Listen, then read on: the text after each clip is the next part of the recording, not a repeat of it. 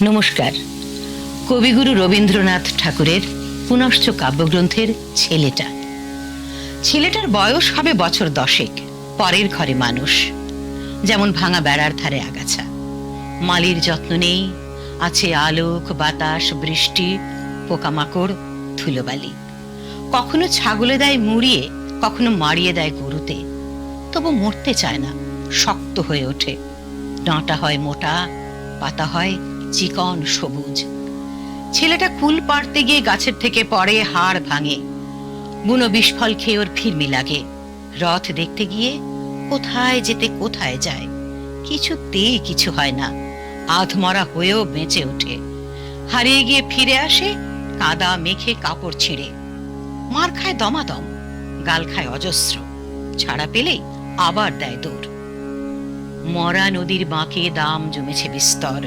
বক দাঁড়িয়ে থাকে ধারে। দাঁড় কাক বসেছে বইচি গাছের ডালে। আকাশে উড়ে বেড়ায় শঙ্খচিল। বড় বড় বাঁশ পুঁতে জাল পেতেছে জেলে। বাঁশের ডগায় বসে আছে মাছরাঙা। পাতিহাঁস ডুবে ডুবে গুগলি তোলে। বেলা দুপুর, লোভ হয় জলের ঝিলিমিলি দেখে। তলায় পাতা ছড়িয়ে শ্যাওলাগুলো দুলতে থাকে। মাছগুলো খেলা করে। আরো তলায় আছে নাকি নাগকন্যা, সোনার কাঁকই দিয়ে আঁচড়ায় লম্বা চুল, আঁকা বাঁকা ছায়া তার জলের ঢেউয়ে। ছেলেটার খেয়াল গেল ওইখানে ডুব দিতে। ওই সবুজ স্বচ্ছ জল সাপের চিকন দেহের মতো। কি আছে দেখি না, সব তাতে এই তার লোভ। দিল ডুব, দামে গেল জড়িয়ে। চেঁচিয়ে উঠে খাবি খেয়ে তলিয়ে গেল কোথায়। ডাঙায় রাখাল চড়াচ্ছিল গরু। জেলেদের ডিঙি নিয়ে টানাটানি করে তুললে তাকে। তখন সে নিঃসাড়। তারপরে অনেক দিন ধরে মনে পড়েছে, চোখে কি করে সর্ষে ফুল দেখে, আঁধার হয়ে আসে। যে মাকে কচিবেলায় হারিয়েছে, তার ছবি জাগে মনে, জ্ঞান যায় মিলিয়ে। ভারী মজা। কি করে মরে সেই মস্ত কথাটা সাথীকে লোভ দেখিয়ে বলে, একবার দেখ না ডুবে, কোমরে দড়ি বেঁধে আবার তুলব টেনে। ভারী ইচ্ছা করে জানতে ওর কেমন লাগে।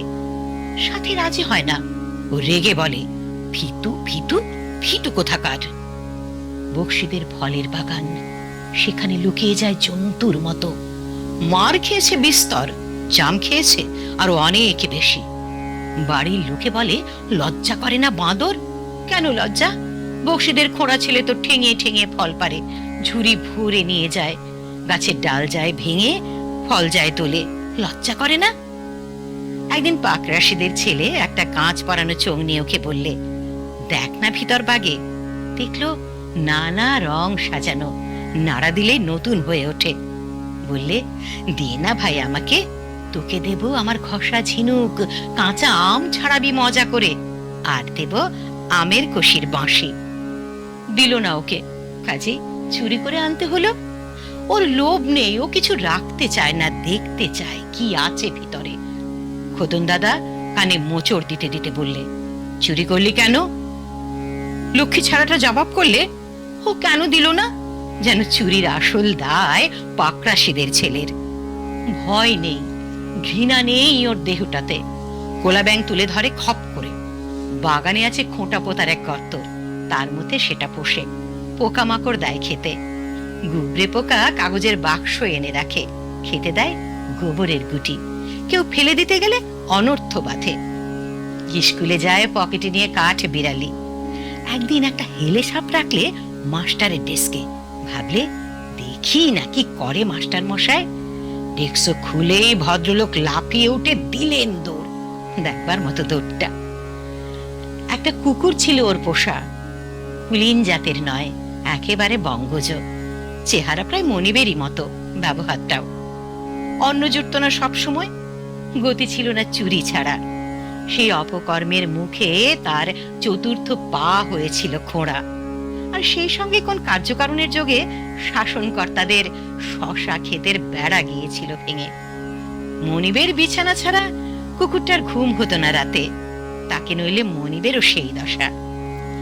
একদিন প্রতিবেশীর বাড়া ভাতে মুখ দিতে গিয়ে তার দেহান্তর ঘটল।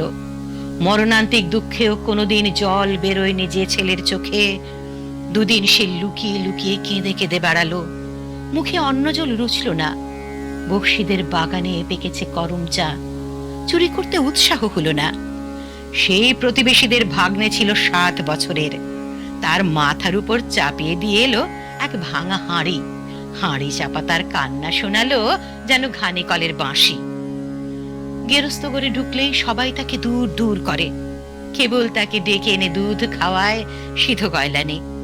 তার ছেলেটি মরে গেছে, 7 বছর হলো। বয়স ওর সঙ্গে 3 দিনের তফাৎ। ওরই মতো কালো কলো, নাকটা ওই রকম চ্যাপটা। ছেলেটার নতুন নতুন দৌরাত্মি এই গয়লানি মাসির পরে। তার বাঁধা গরুর দড়ি দেয় কেটে, তার ভাঁড় রাখে লুকিয়ে, খয়েরের রং লাগিয়ে দেয় তার কাপড়ে। দেখি না কি